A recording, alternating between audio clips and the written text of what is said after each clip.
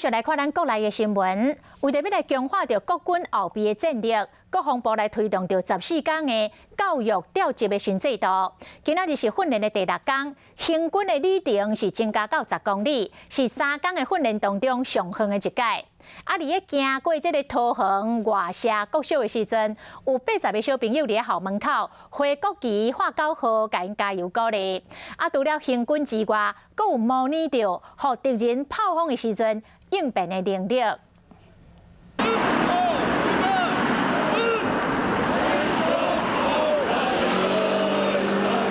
哪行哪唱军歌，陆军206旅步3营调员精神真好，透早开始行军，新一个教育调集第6天啊。今日行军的里程上无10公里，是3天训练中上远的一摆。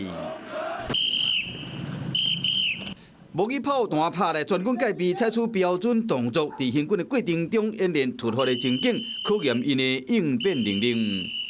他们达到90以上哈，所以他们的士气我觉得是没有问题的。国军战！国军战！80个学生囡仔伫外社国小门口排队列，会国旗大声地喊，充满热情。这调员嘛真欢喜，跟热手。让他们知道说这些战备任务那是非常的辛苦的。那尤其最近那个乌克兰的战争哈，那更显得我们保家卫国军人的重要性，还有他们的那个责任的重大。